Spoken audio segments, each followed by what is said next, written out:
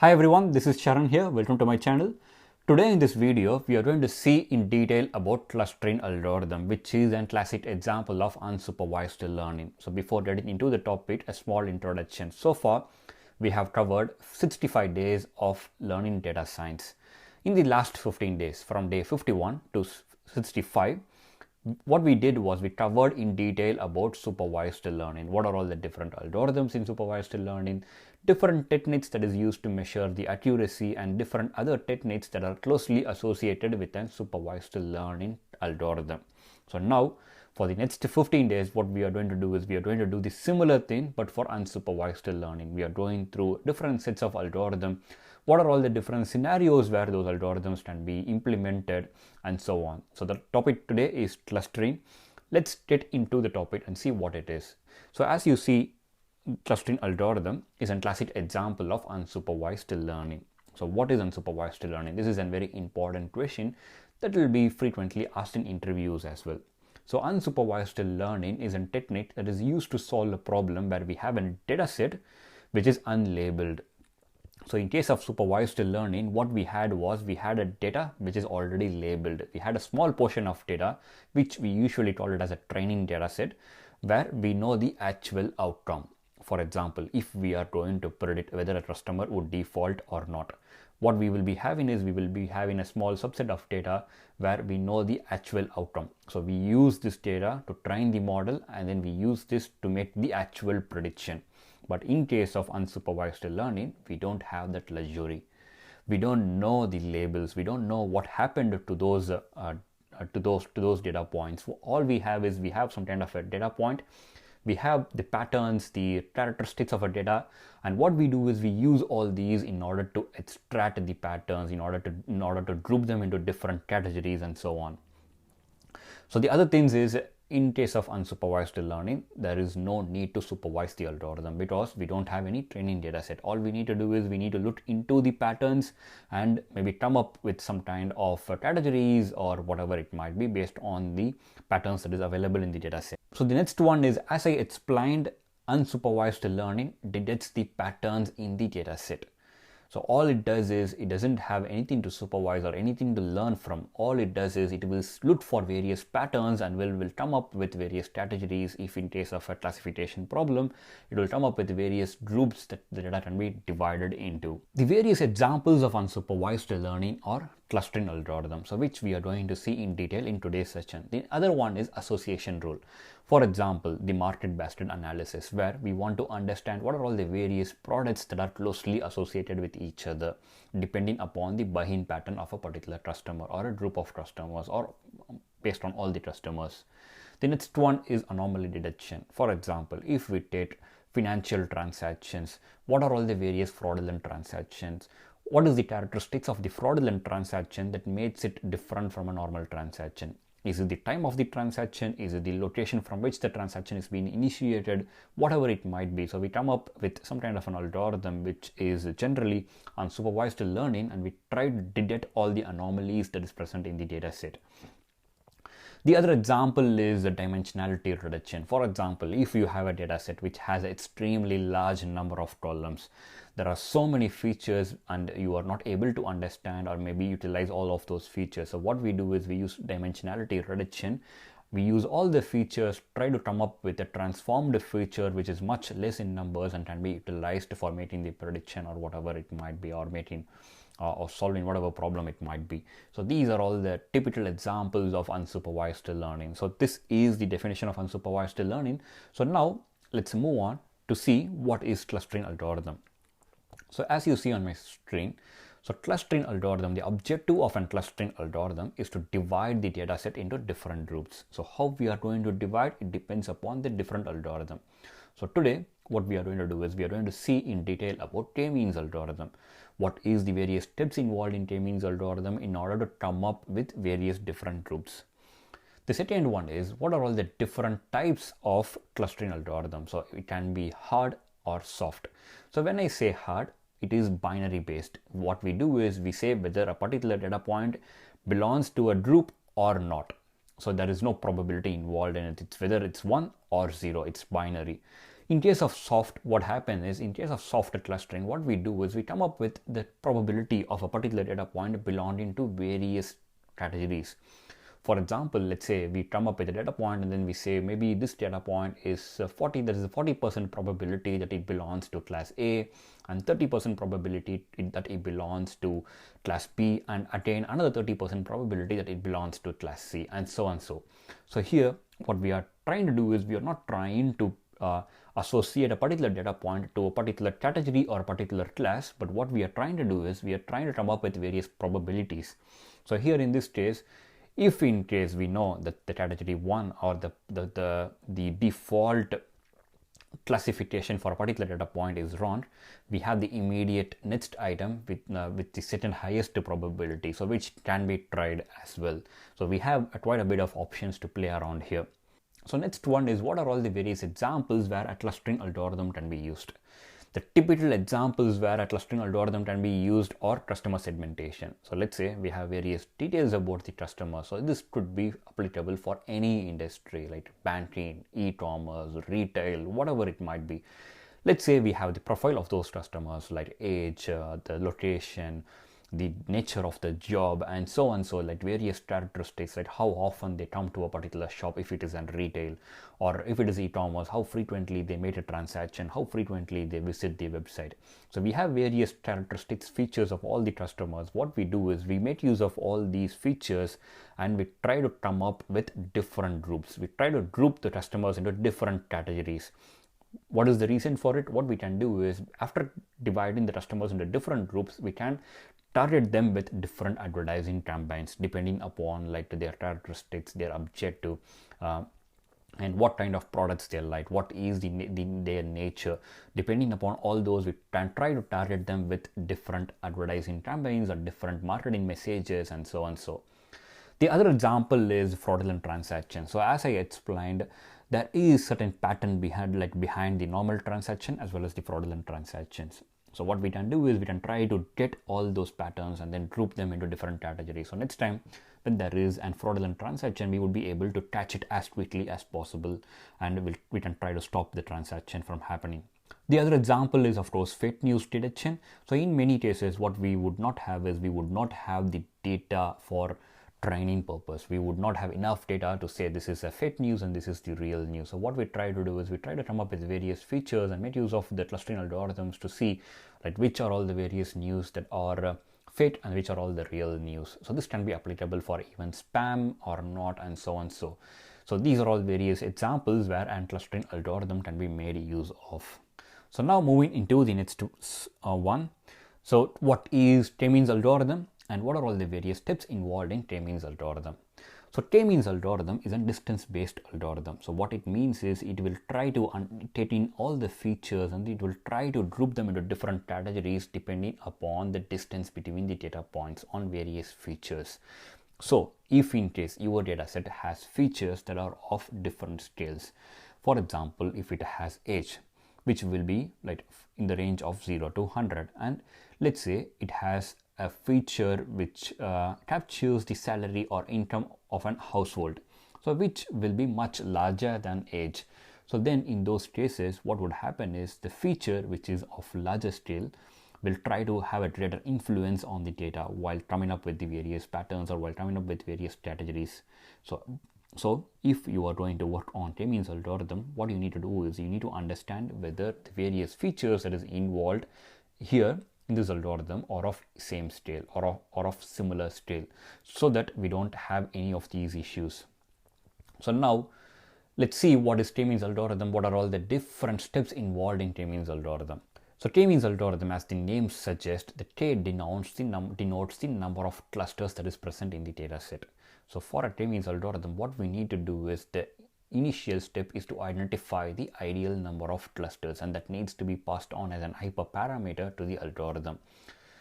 So how do we come up with the K for a particular data set? So what we do is we use a method called as an elbow method. So as you see on my screen, so this is the technique which uses the elbow method in order to identify the ideal number of clusters. So what it does is it measures the distortion. As you see, distortion is nothing but the error. So when there is one cluster So let's say this is an example. This is an example data set. All the red points are the actual data point here, and all the black ones or the gray ones are the centroid, which we compute as we proceed, as we implement the algorithm. So for now, what we assume is we assume all these red ones are all the various data points. So first, as per the elbow method, as per this particular technique, what we do is we assume that there is only one cluster. So the entire data set is belonging to one single cluster. So the centroid would be located somewhere here. This would be the center for this particular data point. So what we do is, let's say the centroid is around here, the point where I am moving here. So we try to measure the distance of each of these data points to the centroid. So that is the error, and then we add all those errors. We take the average. That is the average, or that is the total error when we have one cluster. So then what we do is we increase the number of clusters to 2. So in case of 2, what would happen is, let's say we would have a centroid here, and there would be a centroid here. And then we measure the distance of each of these data points that are closer to the centroid 1 or the cluster 1, and all these data points that are closer to the cluster 2. So we measure the distance between them, and what happens is when we have 2 clusters, the number of the total error or the total distortion would reduce. Why? Because when we have one cluster, the total error, like for example, when we have one cluster, the distance between these extreme points would be much larger. So when we have 2 clusters, the distance of the extreme points have been halved, because we have now 2 clusters and we have 2 centroids.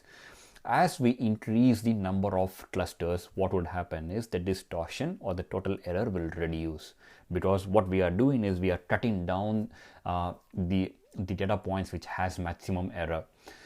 And as we proceed, for example, in this data set, what we have is we have 8 data points. So let's say we finally come up with 8 different clusters, which means that each of these data points are considered as its own cluster. So in that particular case, what would happen is the error would be 0, because the cluster centers are nothing but the data point itself, so which is 0 error. So for any data point, as you increase, when the number of clusters reaches or equals the number of data points in the data set, what happens is the error reduces to 0. So that's why, as you see this particular chart here, as the number of k values increases, the error or the distortion reduces, and when this value reaches the number of data points, this will reach 0 as well. So by seeing this elbow method, what we try to understand is we want to understand how many clusters is ideal for this data point. So for that, what we try to do is we try to see the angle of this particular line here. So here, the angle between these 2 lines are close to 180. And here what we see is we see the sharp decrease in the angle. So here the angle is maybe close to 130 or 140 degrees. And again, what happens next is again it increases back to almost 180. So here, when we have this elbow method, what we try to do is we try to identify this particular point here where there is a sharp increase or there is a sharp turn, like an elbow here. So there is a sharp turn, so where the angle, this particular angle is reduced a lot, and again it starts, like it goes back to the normal trend. So this is the ideal number of cluster for a data point. So after identifying k using the elbow method, what we do is we randomly assign the k clusters to the data point. For example, let's state this is our data point. The red circles are the data point, and the dark gray are the centroids or the cluster centers. So what we try to do is, now after randomly assigning the cluster centers, what we try to do is we assign each of these data points to those cluster centers. So for this particular cluster center, the first 4 data points are closest to this particular cluster center. So we assign all of those data points to this particular cluster.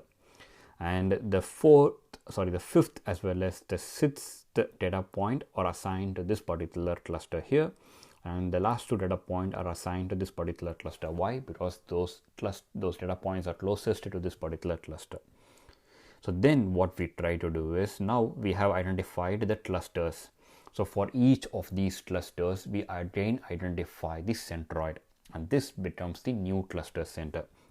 So now for the first 4 data point, what happens is the centroid is here. So this centroid here has slightly moved towards the left because the cluster that we have identified has the centroid in this particular position. Similarly, for these 2 data point, the cluster slightly moves towards the left, and for this particular cluster, the centroid moves towards the left as well. So now what we do is we have identified the new centroid. So this becomes the new cluster center, and we start assigning the data point to each of these cluster centers.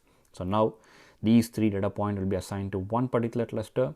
So these 2 data points will be assigned to this second cluster, and the last 3 will be assigned to the third cluster.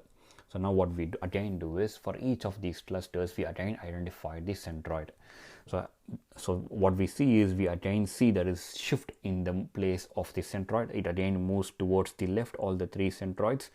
And what happens is this particular step will be repeated until the data converges, which means there is no change in the data points that is assigned to a particular cluster. When there is no change transitively, we stop there and then we close, like we finalize the clusters. So this is the various steps that is involved in the k-means algorithm. So as I explained, so first what we do is we determine the k. So in order to determine k, we use the elbow method. So then we randomly select k different clusters. As you see, we have randomly selected the k different clusters here, and we assign the data point to the closest k, the closest cluster. And then what we do is we compute the centroid for each of those clusters. After assigning them, we know what are all the various clusters. We compute the new centroid, and the new centroid becomes the new cluster center, and this process is repeated until we reach the convergence. So that's the steps involved in the k-means algorithm. So as I move on to the next one, what are all the various advantages and the disadvantages? So advantages, it's of course, k-means algorithm is of course very easy to understand, and it is a warm start, which means that unlike the recommendation system, like collaborative filtering algorithm, which requires a lot of data in order to perform good. So k-means algorithm is a warm start, which means that it doesn't need a lot of data. So it is good enough to start and then good enough to have a good accuracy. And it works extremely well when there is a clear distinctive pattern. For example, when we can able to differentiate the various data points, when there is some characteristics which is very distinctive enough, then of course k-means algorithm will be a suitable algorithm.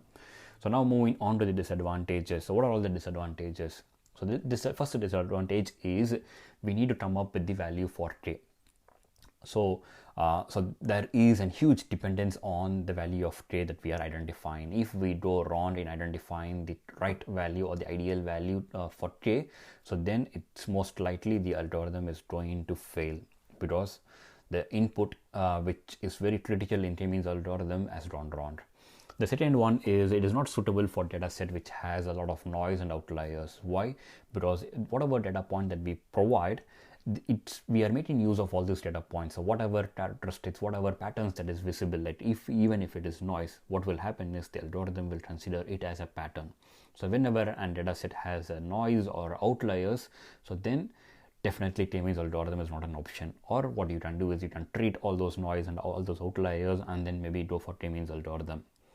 The next one is it doesn't work with non-linear data set. When you have a data set which is non-linear, so then most likely k-means algorithm is not going to give you a good result. So that's it about the k-means algorithm. So what we will be doing next is we will be going through an implementation of k-means algorithm, which will be in the next session. So I hope you would have learned something new in this video. So if you have learned something new, please give thumbs up and subscribe to my channel. If you know someone who is trying to learn data science, please share this video with them. And that's it for now. See you in the next session. Bye until then.